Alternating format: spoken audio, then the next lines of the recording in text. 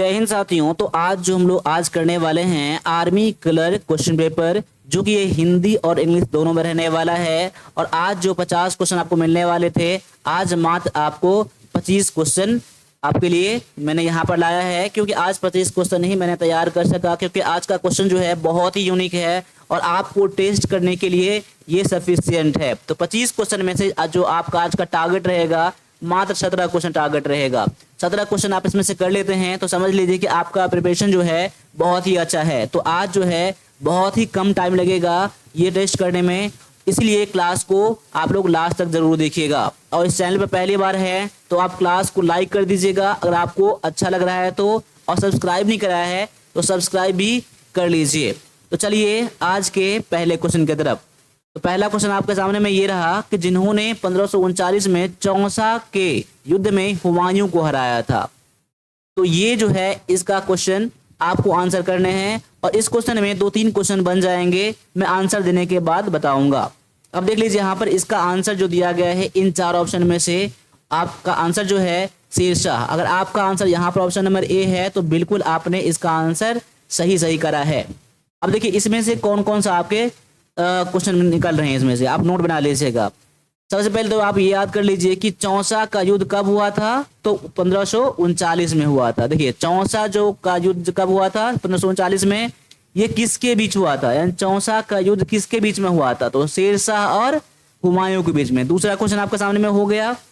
अब तीसरा क्वेश्चन क्या है कि हुमायूं ने किससे हरा था, यानी शेरशाह ने किसको हराया था, तो हुमायूं को हराया था। कब हराया था, तो 1539 में। इतने सारे इसमें क्वेश्चन बन रहे हैं, तो आप लोग जब नोट बनाएंगे तभी आप इसमें से अच्छा कर पाएंगे। तो नोट ऐसे ही बनाया जाता है।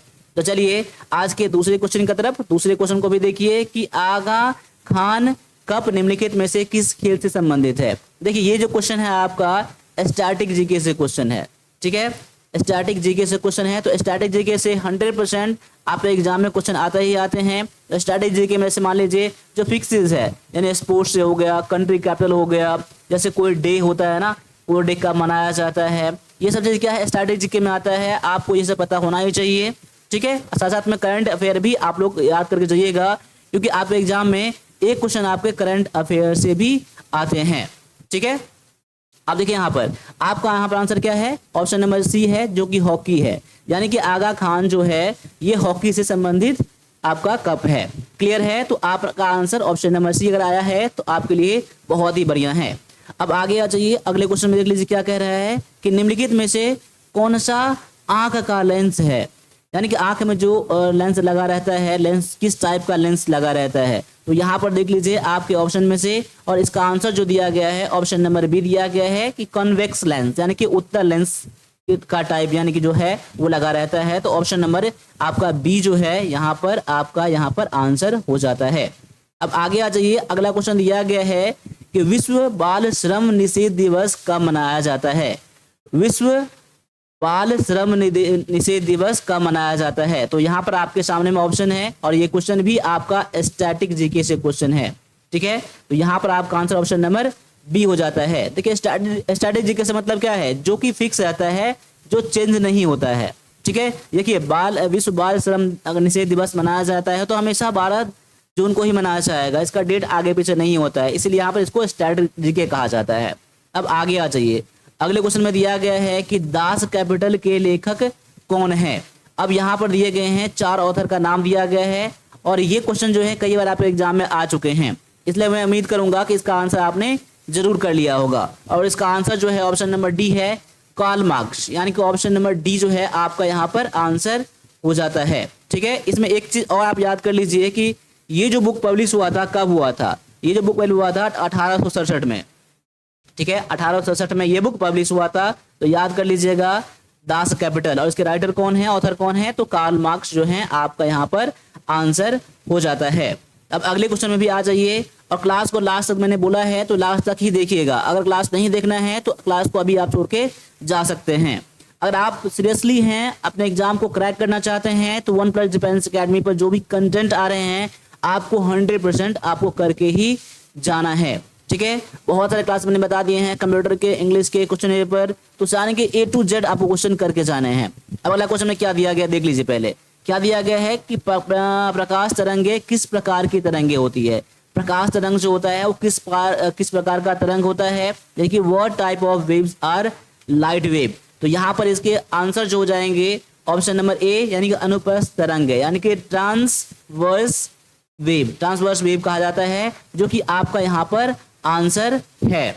अब अगले क्वेश्चन में भी आ जाइए, अगले क्वेश्चन को देख लीजिए। यहाँ पर अगला क्वेश्चन में दिया गया है निम्नलिखित में से किस जलीय जंतु में गलफरे नहीं होता है, यानी कि गिल्स नहीं होता है। कौन सा है जो कि जल में रहता है और गिल्स, जानते हैं कि जो जल में रहता है उसमें अधिकतर में से मोस्ट जो भी एनिमल हैं उसमें से गिल्स पाया जाता है, लेकिन इसमें से कौन सा है जिसके पास गल्फर नहीं है, ठीक है, गिल्स नहीं है। तो यहाँ पर ऑप्शन दिया गया है ऑक्टोपस, स्क्विड और क्लॉन फिश और वेल। तो यहाँ पर जो आपका आंसर हो जाएगा ऑप्शन नंबर डी, जो कि बहुत सारे बच्चों ने इसका आंसर कर भी लिया होगा। अब इसमें जो कुछ पॉइंट है उस पॉइंट को आप लोग नोट कर लीजिएगा और स्क्रीनशॉट अभी आप ले लीजिए। देखिए एनिमल, यानी कि देखिए एनिमल है और रेस्पिरेटरी ऑर्गन्स, यानी कहाँ से सांस लेता है। देखिए अर्थवॉर्म जो होता है ना, जो कि हम लोग क्या कहते हैं, केचुआ कहते हैं। केचुआ जो सांस लेता है वो स्किन से सांस लेता है। देखिए ये सब कुछ बहुत ज्यादा जरूरी है, इसलिए मैंने आपके सामने में यहाँ पर ला दिया है, स्क्रीनशॉट ले लीजिएगा। वेल जो है वो लंग्स से सांस लेता है। स्पाइडर और स्कॉर्पियन जो है ये आपका बुक लंग्स से, और कॉकरोच ये आपका ट्रेसिया से, और टेडपोल फिश और प्रॉन यानी कि झींगा मछली जो होता है वो गिल्स से सांस लेता है। फ्रॉग जो है स्किन से, लंग से और बुकल कैविटी से। और एम्फीबियन जो कि जल में भी रहता है और बाहर में रहता है वो क्या करता है, लंग से सांस लेता है। मीमल जो स्तनधारी जो एनिमल होते हैं वो भी लंग्स से, बर्ड्स भी लंग्स से सांस लेता है। ये बहुत ज़्यादा जरूरी है, इसको स्क्रीनशॉट जरूर ले लीजिएगा और नोट बनाकर रख लीजिएगा, आपको बहुत ज़्यादा काम देने वाला है ये चीज़। अब आगे आ जाइए, अगले क्वेश्चन में देख लीजिए क्या कह रहा है कि इनमें से क्या रक्त स्कंदन में सहायक है। रक्त स्कंदन मतलब क्या है, ब्लड क्लॉटिंग। ब्लड क्लॉटिंग में कौन सा विटामिन बहुत ज़्यादा आपको हेल्प करेगा। यहाँ पर देख लीजिए ऑप्शन नंबर सी में दिया गया है विटामिन सी जो है आपको हेल्प करता है ब्लड क्लॉटिंग में, ठीक है, रक्त का थक्का बनाने में। तो ऑप्शन नंबर आपका सी जो है यहाँ पर आपका करेक्ट आंसर हो जाता है। अब अगले क्वेश्चन को देख लीजिए, बहुत ही इंपॉर्टेंट सा क्वेश्चन आपके सामने में आ गया है ये कि निम्नलिखित सोडियम यौगिक में से किसका उपयोग कठोर जल को नरम करने के लिए किया जाता है। देखिए सोडियम यौगिक सारे हैं, ठीक है, लेकिन किसका उपयोग किया जाता है। तो यहाँ पर देख लीजिए इसका आंसर Na2, आपको कंफ्यूज नहीं करना है आंसर चुनने के टाइम में। Na2CO3, NaHCO3 और NaOH और Na2SO4। सबसे पहले तो इसका देख लीजिए इसका नाम क्या क्या है, आप वो देख लीजिए, ठीक है। देखिए यहाँ पर ये जो है Na2CO3 को क्या कहते हैं हम लोग, सोडियम कार्बोनेट कहते हैं। क्या कहते हैं, सोडियम कार्बोनेट, ठीक है। NaCH3 को हम लोग क्या कहते हैं, सोडियम बाइकार्बोनेट कहते हैं। क्या कहते हैं, सोडियम बाइकार्बोनेट कहते हैं। और NaOH को हम लोग कहते हैं सोडियम हाइड्रोक्साइड,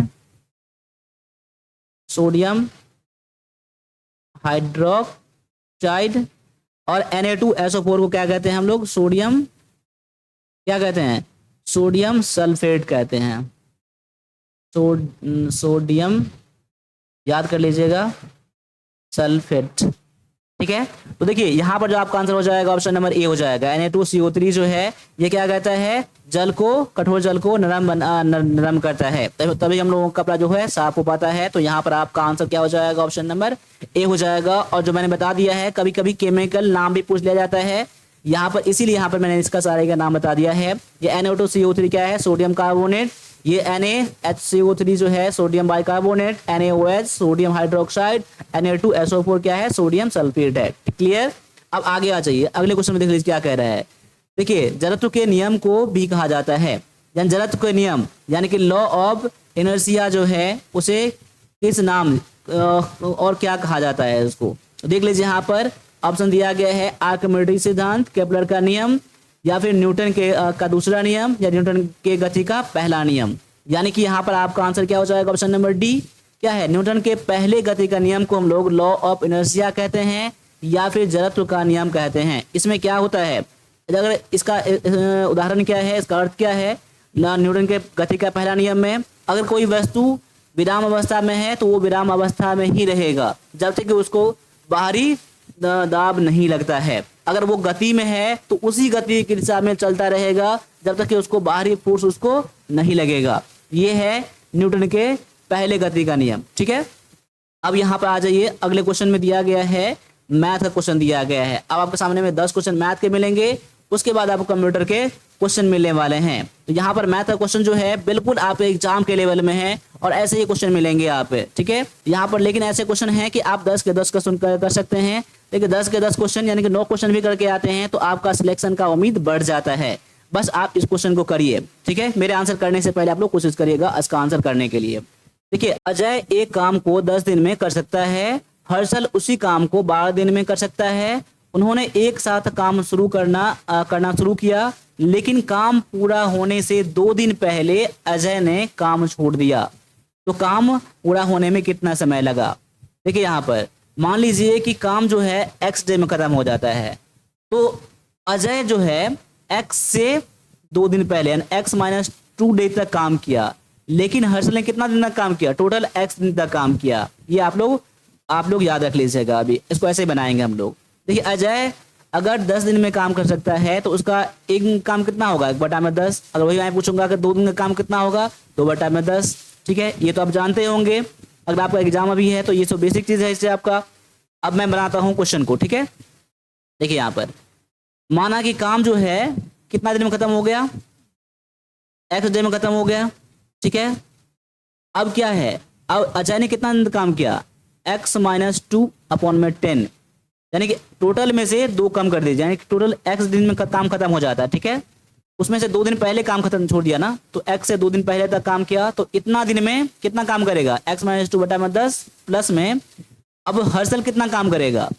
तो x दिन तक काम किया ना, तो x/12। एक दिन में अगर मान लीजिए यहाँ पर इसका 1/12 हो जाता है, तो यहाँ पे x दिन में कितना हो जाएगा? x/12। ठीक है, यहाँ पर 12 यहाँ होना चाहिए था। अब दोनों का काम खत्म हो गया तो 1 हम लोग कर देते हैं। ठीक है, अब देखिए दोनों का एलसीएम कर लीजिए। यहाँ पर दोनों का एलसीएम करेंगे कितना हो जाएगा? 60 का एलसीएम हो जाएगा। देखिए 10 6 के 60 6 और 6 से आपको इतना गुना करना पड़ेगा, तो कितना हो जाएगा? 6x हो जाएगा। ये पहले यहाँ पर माइनस में 6 दूना में 12, प्लस है तो प्लस कर दीजिए। यहाँ पर कितना हो जाएगा? 12 पंजे 60, 5 हो जाएगा। तो यहाँ कितना हो जाएगा? 5x बराबर में 1 है ना, 1/1 कर दीजिए। इससे गुना करेंगे तो 60 होगा, इससे गुना करेंगे तो सेम इतना कितना रहेगा? देखिए 6 और 5 कितना हो जाएगा? यहाँ पर 11x हो जाएगा, और माइनस में 12 है बराबर में 60 ही रहेगा ना, बस x 12 को इस तरफ कर दीजिए अभी आप। तो 11x बराबर में कितना हो जाएगा? 72 हो जाएगा ना, माइनस में इस तरफ प्लस में आ जाएगा, यानी कि कह सकते हैं कि x बराबर कितना हो जाएगा? 72/11 हो जाएगा, या फिर उसको 11 × 66 6/11, यानी इतना आप कर सकते हैं। तो ऑप्शन नंबर ये ए में दिया गया है। ये क्वेश्चन डिफिकल्ट नहीं है, बस आपको पैटर्न रखना है और आराम से क्वेश्चन को देखना है, क्वेश्चन बन जाएंगे। ऐसे क्वेश्चन आपके एग्जाम में आते हैं, क्वेश्चन देखकर डर जाते हैं, तो डरना नहीं है, प्रैक्टिस करना है। ठीक है, अब अगले क्वेश्चन को भी देख लीजिए। यहाँ क्या कह रहा है कि यदि 3 पुरुष या, देखिए या दिया गया है, या 4 महिलाएं एक खेत को 43 दिन में जोत सकते हैं, तो 7 पुरुष और 5 महिलाएं इसे जोतने में कितना समय लेंगे? अब देखिए यहाँ दिया गया है 3 पुरुष काम करेगा या फिर 4 महिलाएं काम करेगा तो 43 दिन लगेंगे, लेकिन आगे दिया गया है 7 पुरुष और 5 महिलाएं दोनों मिलकर करता है तो कितना दिन लगेगा? तो यहाँ पर ऐसे क्वेश्चन में क्या करना पड़ेगा? देखिए यहाँ पर 7 पुरुष और 5 महिलाएं है ना, देखिए इन दोनों में से यानी महिला को आप पुरुष बना लीजिए, या फिर हो सकता है कि आप पुरुष को महिला बना लीजिए, जो आपको सुविधा लगे वो आप कर लीजिएगा। पहले देख लीजिए इसको बनाएंगे कैसे हम लोग। जैसे 3 पुरुष या 4 महिला, यानी कि 3 पुरुष बराबर में कितना कह सकते हैं? 3 मेल बराबर में क्या कर सकते हैं? 4 फीमेल कह सकते हैं ना, या फिर 1 मेल बराबर में कितना कह सकते हैं? 4/3 फीमेल कह सकते हैं।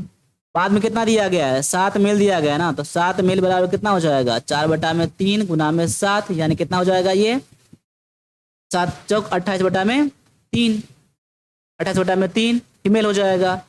अब टोटल कितना फीमेल हो गया? यहाँ पर टोटल फीमेल हो गया आपका इतना 28/3, प्लस में 5 महिलाएं और है ना, 5 कुछ बटा में 1 कर दीजिए, 5 या 15 और ये कितना हो जाएगा 43/3। इतना महिलाएं हो गया टोटल।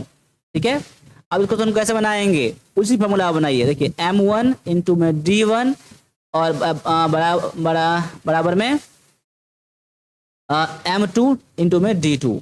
ठीक है, पहले कितने हैं, अब देखिए हमने क्या कर दिया, पुरुष को महिला बना लिया ना, अब पुरुष का मतलब खत्म हो गया इससे। देखिए 4 महिलाएं कितना दिन में करते हैं, 43 दिन में ना। तो देखिए तो आदमी कितने हैं यहाँ पर, तो 4 आदमी कितना दिन में, 43 दिन में। बराबर में अब कितना है यहाँ पर, इन दोनों मिलाकर मैंने क्या महिला बना दिया ना, टोटल महिला इतना हो गया 43/3। तो 43/3 महिलाएं कितना दिन में, वही तो पता करना है दिन।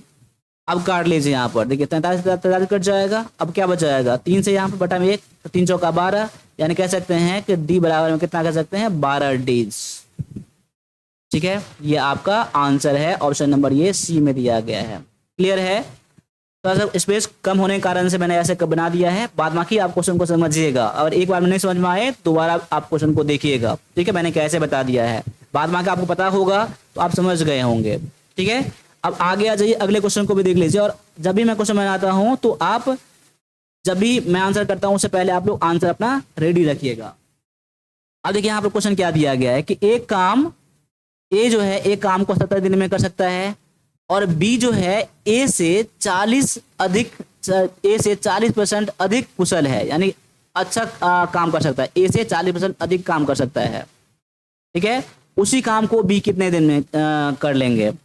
अब देखिए आप इस क्वेश्चन को कैसे बनाएंगे, बहुत ही आसान तरीका है। देखिए ए जो है 70 दिन में करता है ना, तो ए का एज 1 डे वर्क कितना हो जाएगा, 1 डेज वर्क कितना हो जाएगा, 1/70 हो जाएगा ना। अब बी के कितना हो जाएगा, 20 का 1 डे वर्क कितना हो जाएगा, 1 डेज वर्क कितना हो जाएगा। अब देखिए समझिए 1/70 तो रहेगा ही, प्लस में 1/70 का 40% है ना, 40/100 कर लीजिए, इतना काम करता है ना। यानी कि इसको सॉल्व करिए आप लोग, 1/70 प्लस में 0 0 कट जाएगा, और 2 से काटूंगा 2 पंचे 10, और 2 से काटूंगा तो 2 दूना में 4 और 2 पंचे 10 5, 2 से काटूंगा तो कितना हो जाएगा 35। यानी कह सकते हैं 1/5 पंचे 25, 5 15 17, 175। यानी दोनों का एलसीएम निकालेंगे कितना हो जाएगा 350। एलसीएम हो जाएगा 7 पंचे यानी कि 5 हो जाएगा, प्लस में दूना 2, यानी कह सकते हैं यहाँ पर, इसको मैं यहाँ कर दे रहा हूँ कि 7 में कितना है 350 है ना, काटेंगे कितना हो जाएगा 1/50, यानी कि बी का एक काम कितना हो जाएगा 1/50 हो जाएगा। देख लीजिए आप, क्वेश्चन गौर करिए, बी का एक काम कितना हो जाएगा 1/50, यानी कुल काम कितना दिन में कर सकता है बी, 50 डे में कर सकता है। बी का एक काम 1/50 है, तो टोटल वर्क कितना करेगा, इसको हम लोग उल्टा कर देते हैं ना, यानी कि 50 डेज। आपका आंसर भी ऑप्शन नंबर ये बी में सी में दिया गया है। देखिए जैसे मैंने बता दिया है ना, इस तरीके को समझ जाएंगे ना, तो कोई भी आपको फॉर्मूला याद करने की जरूरत है ही नहीं यहाँ पर। आप इसको दोबारा देखिए, जैसे मैंने बता दिया है ना, इसको दोबारा देखिए और इसी तरीके से बनाए जैसे मैंने बता दिया है। देखिए ये क्वेश्चन बनाने के लिए बहुत सारे जो है फॉर्मूले बताते हैं, फॉर्मूले इसमें याद करने की जरूरत बिल्कुल नहीं है, इसको आप ऐसे ही समझिएगा। ठीक है, अब आगे देख लीजिए यहाँ पर इस क्वेश्चन में क्या दिया गया है कि एक लड़की की लकड़ी के बक्से की माप 10 सेंटीमीटर, 6 सेंटीमीटर और 5 सेंटीमीटर है। लकड़ी की मोटाई क्या है 2 सेंटीमीटर है, तो बॉक्स बनाने के लिए आवश्यक लकड़ी की मात्रा ज्ञात करिए। देखिए यहाँ बक्सा दिया गया है ना, और इसका जो है उसका साइज दिया गया है ना, लंबाई चौड़ाई ऊंचाई दिया गया है ना। इसमें करना क्या है आपको, देखिए बक्से के अंदर में जो जगह खाली रहता है ना, उसका तो मुझे कोई मतलब नहीं है, उसमें लकड़ी तो लगेगा नहीं, खाली होता है ना। इसीलिए पहले तो ये कर लीजिए कि आज का पहले का आयतन निकाल लीजिए। ठीक है, आयतन देखिए एल बी और एच ना, L into B into H, यानी कि 10 गुना में 6 गुना में 5, यानी कितना 10 60 पंचे 300, 300 सेंटीमीटर स्क्वायर ना, सेंटीमीटर क्यूब। अब देखिए यहाँ पर आंतरिक जो है उसका अंदर का इनर का साइज कितना हो जाएगा। देखिए ऐसे होता है बक्सा ना, ऐसे होता है ना घन, जिसमें लंबाई चौड़ाई ऊंचाई होता है। देखिए अब देखिए लंबाई भी 2 बार होगा, ऊंचाई भी 2 बार होगा, और ये भी 2 बार होगा, यानी कि मोटाई यहाँ से भी लेंगे और यहाँ से भी 2 बार लेंगे ना, तो लेंथ अब कितना हो जाएगा। देखिए 10 में से आप क्या कर दीजिए 2 गुना में 2। ठीक है, ये यानी कि 2 बार है ना, इसलिए एक बार 2 आ गई है और 2 गुना करना पड़ेगा मुझे, यानी कितना हो जाएगा 10 माइनस 4 यानी कि 6। आपका कितना हो गया लंबाई 6 सेंटीमीटर हो गया। अब देखिए चौड़ाई कितना हो जाएगा, अब दूसरा कितना दिया 6 दिया गया ना, तो 6 माइनस 2 इंटू में 2 यानी कि 6 माइनस में 4 यानी कि 2 हो जाएगा 2 सेंटीमीटर। और उसका हाइट कितना हो जाएगा, अब 5 दिया गया इसका ना, तो 5 माइनस में 2 इंटू 2 हो जाएगा यानी कि 5 माइनस में 4 यानी कि 1। अब दूसरा इसका अंदर का भाग कितना होगा, अंदर का वॉल्यूम कितना हो जाएगा इसका, तो वही एल बी एच लंबाई चौड़ाई ऊंचाई कितना हो जाएगा 6 गुना में 2 गुना में 1 यानी कि 6 दुना 12 1 12 यानी कि 12 सेंटीमीटर क्यूब हो जाएगा। आपको लकड़ी कितना लगेगा वो पता करना है ना। आप क्या करेंगे, यानी कि आप यहाँ पर इसको मैं यहाँ कर देता हूँ, यहाँ पर 300 माइनस आप 12 कर देंगे। 300 माइनस कहाँ ला दिया, देखिए ये जो है आपका ना टोटल बक्से का आयतन कितना है वो, और अंदर में कितना जगह खाली है वो वाला में निकाल दिया मैंने, और जो बच जाएगा क्या बच जाएगा, उसका लकड़ी बच जाएगा ना, इसलिए मैंने यहाँ पर घटा दिया। तो 288 सेंटीमीटर क्यूब जो दिया गया ऑप्शन नंबर सी में, ये आपका आंसर हो जाएगा। ये क्वेश्चन बहुत ही आसान है, मैंने समझाने के लिए इतना मैं लेंदी मैंने कर दिया, लेकिन आप लोग इतना लेंदी नहीं करिएगा। देखिए ये सब चीज़ आप क्या मुंह से भी कर सकते हैं, यानी कि बिना लिखे हुए कर सकते हैं, ठीक है। बस आपको क्वेश्चन आराम से देखना है, मैं हमेशा यही कहता हूँ। और आज का टारगेट जो है ना, वो टारगेट आपको अचीव करना है और कमेंट कर बताना है कितना आपने करा है क्वेश्चन को। अब देखिए यहाँ पर आगे आ जाइए, इस क्वेश्चन को देख लीजिए क्या दिया गया है कि शहर ए से बी तक ट्रेन 60 किलोमीटर प्रति घंटा की गति से यात्रा करती है, वापसी यात्रा में यह 80 किलोमीटर प्रति घंटा की गति से यात्रा करती है। यदि पूरे दौरे के लिए कुल 10 घंटे लगते हैं तो शहर ए से बी की दूरी कितना है। देखिए क्वेश्चन को 2 तरीके से बना सकते हैं, लेकिन मैं एक तरीका आसान बता रहा हूँ बिना कोई फार्मूले का। देखिए इसमें आपको 3 फार्मूला होता है ना, समय बराबर क्या होता है दूरी बटा में चाल, ठीक है। अब देखिए दूरी बटा में चाल, समय आपको समय दिया गया है ना, दूरी नहीं दिया गया है, वही आपसे पूछ रहा है ना। तो डिस्टेंस यहाँ क्या मान लीजिए, डिस्टेंस आप x मान लीजिए। तो x किलोमीटर जाने में कितना टाइम लगा, उसको टाइम बराबर क्या होता है डिस्टेंस अपॉन में स्पीड होता है। डिस्टेंस दिया गया x बटा में किस साल से गया है, तो 60 प्लस में आने में उसको 80 किलोमीटर इसका स्पीड था, तो दूरी तो उतना ही होगा ना, x बटा में 80 हो जाएगा। जाने आने मिलाकर टाइम दिया गया ना 10 करेंगे ना बराबर, यही तो हम निकाले हैं। टाइम बराबर क्या होता है दूरी बटा में चाल, दूरी बटा में चाल, टोटल टाइम दिया गया 10। इसको सॉल्व कर लीजिए, यही आपका आंसर निकल जाएगा। यानी कि यहाँ पे कितना हो जाएगा, दोनों का एलसीएम 240 आपका एलसीएम हो जाएगा ना, 6 चौका 40, 4x प्लस में यहाँ पर 8 3 3x बराबर में कितना हो जाएगा 10 बटा में 1 कर दीजिए, 4 3 7 7x हो जाएगा यहाँ पर, यानी कि 7x बराबर कितना हो जाएगा ये 2400 हो जाएगा। यानी कि आपका यहाँ पर x बराबर कितना हो जाएगा 2400, यानी कि 2400 बटा में 7। देखिए 2400 पूरा कटेगा नहीं, आपका दशमलव में आपका आंसर आएगा, दशमलव में तो दिया नहीं है, इसीलिए आप ऑप्शन नंबर डी चुन लीजिए यहाँ पर, ठीक है। यानी कि 2400 बटा में 7 आपका क्या है, इतना किलोमीटर दूरी इसका है। यानी कह सकते हैं कि 7 पिया 21, 7 पिया 21, 21 और 3 7 चौका 28, 7 दूना 14, यानी कि देखिए इतना 442 दशमलव में समथिंग आ रहा है, लेकिन आपका दशमलव में तो है नहीं, इसलिए यहाँ पर आपका ये नहीं निकलेगा, ठीक है। आपका ऑप्शन नंबर डी निकल जाएगा। तो क्वेश्चन आसान ही क्वेश्चन था, बस आपको घबराना नहीं है। अब आगे देख लीजिए यहाँ पर क्वेश्चन में क्या दिया गया है कि एक कक्षा में छात्रों द्वारा प्राप्त औसत अंक 43 है। देखिए टोटल जितने भी स्टूडेंट हैं क्लास में उसका औसत अंक कितना है 43 है। यदि 25 लड़कों द्वारा प्राप्त औसत अंक 40 है और लड़कियों द्वारा प्राप्त जो है 48 है, तो कक्षा में लड़कियों की संख्या कितना है। देखिए लड़का की संख्या दिया गया है 25, लड़की की नहीं दिया गया है ना, वही आपसे पूछ रहा है ना। तो मान लीजिए कि गर्ल्स कितना है, यहाँ पर गर्ल्स कितना है x है, ठीक है। तो यहाँ पर आप टोटल कैसे निकालते हैं, यहाँ पर गौर कर लीजिए। देखिए आपने औसत कैसे निकाला होगा, टोटल स्टूडेंट है ना, तो टोटल स्टूडेंट कितना हो जाएगा। देखिए यहाँ पर टोटल स्टूडेंट कितना है, यानी कि 25 लड़का है और x लड़की है, यानी कि इतना है ना टोटल।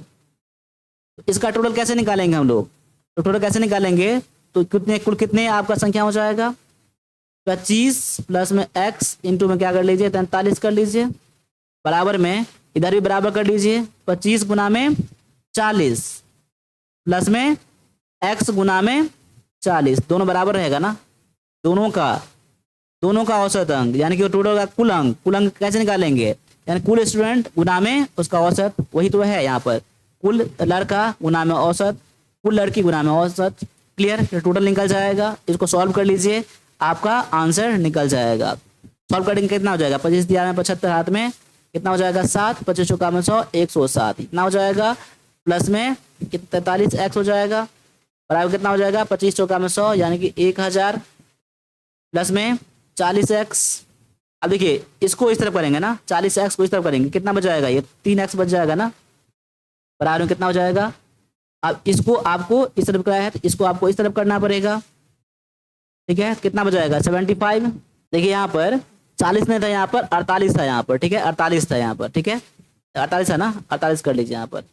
अब इसको इस तरफ करेंगे ना कितना हो जाएगा, ये 48 में 43 गया तो 5 बच जाएगा ना ये, और इसको इस तरफ करेंगे कितना बच जाएगा, ये 1075 में से आप 1000 घटाएंगे तो 75 बच जाएगा, 5 से काट लीजिए कितना हो जाएगा 15 75 ना, तो 15 क्या हो जाएगा एक्स बराबर में डर की संख्या, तो ऑप्शन नंबर आपका ये सी में आपका आंसर आ जाएगा। ठीक है, चलो अब आगे आ जाओ, अगले क्वेश्चन में देख लीजिए क्या कह रहा है यहाँ पर कि 242 मीटर लंबाई वाले एक आयताकार क्षेत्रफल इतना दिया गया है।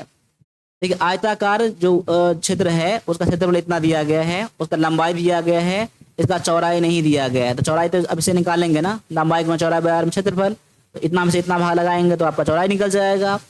यदि बाड़ लगाने की कीमत 50 पैसे प्रति मीटर है तो इसकी परिधि पर बाड़ लगाने में कितना खर्चा आएगा, कितना लागत लगेगा यहाँ पर। ठीक है, देखिए क्वेश्चन गौर से देख लीजिए यहाँ पर। पहले तो इसका चौड़ाई निकाल लीजिए, चौड़ाई यानी कि ब्रेथ निकाल लीजिए, कितना हो जाएगा, तो क्षेत्रफल बटा में लंबाई हो जाएगा, तो 484 जीरो बटा में 242 मीटर, यानी कि इसे 2 यानी काटेंगे कितना हो जाएगा 20 मीटर आपका आ जाएगा। ठीक है, इसका परिधि पहले निकाल लीजिए, टोटल इसका परिधि कितना है तब उसका रेट से गुना कर दीजिएगा। ठीक है, तो परिधि बराबर क्या होता है, इसका फिर फॉर्मूला पता होगा आपको, 2 इंटू में लेंथ प्लस में ब्रेथ होता है, तो 2 इंटू में लेंथ दिया गया आपका 242, ब्रेथ दिया गया है 20, यानी कह सकते हैं 2 गुना में 262, कितना हो जाएगा 2 गुना 4 26 गुना 52, कितना आपका कितना मीटर निकल गया। अब 1 मीटर में कितना 50 पैसा ना, तो इतना मीटर में कितना हो जाएगा, टोटल एक्सपेंस कितना हो जाएगा, टोटल कॉस्ट कितना निकल जाएगा, कॉस्ट निकल जाएगा कितना 524 गुना में 50 पैसा है ना, यानी कि 50 बटा में 100 कर दीजिए, ये रुपया निकल जाएगा, 50 गुना में 100 2 से काटेंगे यहाँ पर तो 26 262, यानी कि 262 आपका निकल जाएगा रुपया आपका इतना। क्लियर है, अब आगे आ जाइए, अगले क्वेश्चन में देख लीजिए। देखिए आप लोग बोरिंग आपको बिल्कुल नहीं रखिएगा, पैसेंस बना के रखें, क्योंकि आप एग्जाम में 1 घंटा बैठना है, यहाँ आप 1 घंटा नहीं बैठ पाएंगे तो एग्जाम में कैसे बैठेंगे, इसलिए प्रैक्टिस करिए आप लोग। ठीक है, आगे दिया गया है कि एक आदमी ने 2 घर इतना रुपये में बेचा है। ठीक है, 2 घर इतना में बेचा है, उसे एक पर इतना % के 10% की हानि हुई, जबकि दूसरे पर 10% का लाभ हुआ, तो लेन देन में उसको क्या हुआ, लाभ हुआ, हानि हुआ, या लाभ या हानि कुछ भी नहीं हुआ, क्या हुआ। या इस क्वेश्चन को सॉल्व कर सकते नहीं कर सकते हैं। देखिए ऐसा जब क्वेश्चन आ जाए ना कि आदमी, ठीक है, इतना में क्या बेचा है, 2 घर इतना बेचा है ना, तो एक पर उसको 10% का लाभ, एक पर 10% की हानि, यानी कि दोनों का परसेंटेज सेम हो अगर, उस कंडीशन में हमेशा क्या होता है, लॉस ही होता है, हानि ही होता है। और हानि कितना होता है, तो हमेशा 1% का हानि होता है।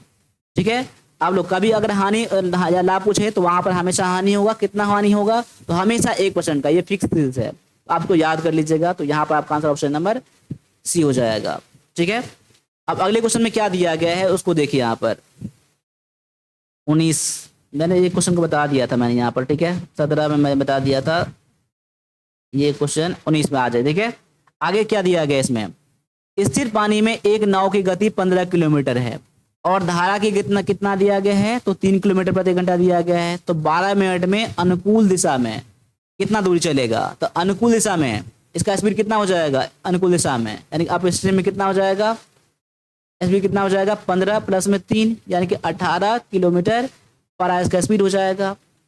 तो कितना दूरी तय किया, यानी डिस्टेंस बराबर कितना निकल जाएगा, DISTNC, डिस्टेंस कितना निकल जाएगा, दूरी बराबर 4 गुना समय, 4 दिया गया 18 गुना दिया गया है समय यानी 12, ये आपका किलोमीटर प्रति घंटा में है और ये मिनट में है, तो मिनट को आप घंटा बना दीजिए, यहाँ पर काटेंगे, यहाँ पर देखिए यहाँ पर 12 पंजे 60, 5 से काटेंगे तो 5 या 15, 5 छक्के 30, 3.6 किलोमीटर, यानी कि ऑप्शन नंबर ये बी में दिया गया है। ठीक है, तो ये बहुत ही आसान सा क्वेश्चन था। अब इस क्वेश्चन को भी देख लीजिए यहाँ पर क्या कह रहा है 20 में, क्योंकि ये क्वेश्चन थोड़ा यहाँ पर इरेज कुछ प्रॉब्लम यहाँ पर आ रहा है। चलो इस क्वेश्चन को देख लीजिए यहाँ पर, थोड़ा लिखने में जो आ गया था यहाँ पर सामने में। इस क्वेश्चन में क्या दिया गया 20 में कि 1 वर्ष पहले रोहित और साहिल की आयु का अनुपात इतना था, अब से 4 वर्ष बाद 7:8 होगा तो साहिल की आयु कितना है। देखिए मान लीजिए साहिल की आयु 1 वर्ष पहले मान लेता हूं। देखिए साहिल और रोहित का आयु 1 वर्ष पहले, मैं कहता हूं 1 वर्ष पहले कितना था 6x और कितना है 7x, यानी कि देखिए आपका रोहित बाद में है, रोहित का 7x है और साहिल कितना है 6 है। अब देखिए यहाँ पर 6x बटा में 7x, देख 1 वर्ष पहले का है ना, तो अभी जो करंट में आएंगे तो 1 लगेगा, यहाँ पर 1 ऐड होगा 1 वर्ष दोनों में। अब से है ना यहाँ पर, अब से 4 वर्ष बाद, तो 4 और ऐड कर दीजिए इसमें, इतना। अब आयु कितना होगा 7/8 हो गया। इसको सॉल्व कर लीजिए, आपका आंसर निकल जाएगा। यहाँ पर कितना हो जाएगा 6x और ये 5 हो जाएगा ना, और ये भी 5 हो जाएगा ना, यानी कितना हो जाएगा 6x प्लस में 5 बटा में 7x प्लस में 5 बराबर में 7/8, अभी इतना ही है। गुना करिए 8 6 48 और प्लस 5 है ना, 8 5 40, यानी कह सकते हैं यहाँ पर 48x प्लस में 40 बराबर में 49x और प्लस में 35। अब देखिए इसको इस तरफ करेंगे ना, कितना निकल जाएगा, यहाँ 48 है 49 है तो कितना बच जाएगा x बच जाएगा, और इसको आपको इस तरफ करना पड़ेगा तो कितना बच जाएगा 5। x बराबर में कितना निकल गया 5 निकल गया ना, यानी x, यानी कि आपको क्या पूछ रहा है, आपको साहिल का एज ना, साहिल का एज क्या है 1 वर्ष पहले 6x है ना, 6x है, यानी कि 6 गुना में 5 यानी कितना जाएगा 30। अब 1 वर्ष पहले का है, मैंने क्या बताया था 1 वर्ष पहले का, लेकिन अभी का पूछा है ना, साहिल का आयु कितनी है अभी का, कितना हो जाएगा, तो 30 प्लस में 1 यानी कि 31 हो जाएगा। नहीं माफ कीजिए, यहाँ पर किसका पूछ रहा है साहिल का ना, साहिल का आपका दिया गया, देखिए माफ कीजिएगा यहाँ पर साहिल का बाद वाला दिया गया था, यहाँ पर 7 दिया गया था, 7 पंचे 35 हो जाएगा यहाँ पर ना, 7x ना 35 और 1 36 हो जाएगा। ऑप्शन नंबर ये सी में। देखिए डी में देखिए थोड़ा मिस्टेक की वजह से कितना ज्यादा प्रॉब्लम हो जाता है, तो एग्जाम में बस पेशेंस से आपको यही बना के रखना है, ठीक है ना। ऑप्शन नंबर डी इसका आंसर है, ठीक है। अब आगे आ जाइए, 5 क्वेश्चन आपके कंप्यूटर के मिलेंगे यहाँ पर आपको, तो 5 के 5 क्वेश्चन बनाने के लिए मैंने बता दिया था क्या करना है। देखिए 1+ डिफेंस अकेडमी पर जो भी कुछ कंप्यूटर क्वेश्चन है सभी को कर लीजिए आप लोग, ठीक है। 5 के 5 क्वेश्चन बना कर आएंगे आप लोग। अब यहाँ पर क्वेश्चन क्या है कि कंप्यूटर को नेटवर्क से जोड़ने और इंटरनेट तक पहुंचने की अनुमति देने वाला उपकरण को क्या कहते हैं। देखिए कंप्यूटर को नेटवर्क से जोड़ने के लिए और इंटरनेट तक पहुंचने के लिए कंप्यूटर में क्या होना चाहिए, कैसे उसको कौन सा उपकरण चाहिए उसको, तो कंप्यूटर में और नेटवर्क में जोड़ने के लिए आपको राउटर की जरूरत होता है। तो ऑप्शन नंबर आपका सी जो है यहाँ पर आपका आंसर हो जाता है। अब अगले क्वेश्चन को भी देख लीजिए, यहाँ पर क्या दिया गया है कि एक मजबूत पासवर्ड आदर्श रूप में कैसा होता है, यानी कि एक मजबूत पासवर्ड कैसे माना जाएगा। जब भी पासवर्ड बनाएंगे तो उसमें आपका बड़ा अक्षर होना चाहिए, छोटा अक्षर होना चाहिए, संख्या होना चाहिए और कुछ आपका सिंबल भी होना चाहिए, प्रतीक भी होना चाहिए, तो ये आपका स्ट्रॉन्ग पासवर्ड होता है। क्या होता है, स्ट्रॉन्ग पासवर्ड होता है हमेशा, ठीक है। तो जब भी पासवर्ड बनाए तो ऐसे बनाए, इसलिए आपका आंसर क्या हो जाएगा, ऑप्शन नंबर सी हो जाएगा। अगला क्वेश्चन में देख लीजिए क्या कह रहा है यहाँ पर। अगले क्वेश्चन में वेब ब्राउजर में बुक मार्क फीचर का क्या उद्देश्य है। देखिए जब भी हम लोग वेब ब्राउज करते रहते हैं ना, तो बुक मार्क कर लेते हैं कोई पेज को। ऐसा क्यों करते हैं हम लोग, डाउनलोड प्रतिबंध करने के लिए, बिल्कुल नहीं, बार बार देखी जाने वाली वेबसाइट को आसानी से एक्सेस करने के लिए। जब देखिए जिस साइट को हम लोग ना बार बार खोलते रहते हैं ना, उसको हम लोग बुक मार्क कर देते हैं, ठीक है। इसीलिए बुक मार्क किया था कि आसानी से हम लोग उसको खोल सकते हैं, ठीक है। तो ऑप्शन नंबर आपका बी ही आपका आंसर हो जाएगा। ब्राउजिंग का इतिहास साफ करने के बिल्कुल नहीं, क्लियर ब्राउजिंग हिस्ट्री बिल्कुल नहीं, चेंज ब्राउजर सेटिंग बिल्कुल नहीं। तो ऑप्शन नंबर बी जो है यहाँ पर बिल्कुल सही है। तो आपका भी आंसर ऑप्शन नंबर बी जरूर आया होगा। आगे दिया गया है कि ईमेल में सीसी का शब्द अर्थ क्या होता है। सीसी का इसका क्या मतलब, उसका फुल फॉर्म क्या होता है, इसका नोट कर लीजिए, कार्बन कॉपी होता है। तो ऑप्शन नंबर आपका बी जो है ना यहाँ पर आपका आंसर है, ठीक है।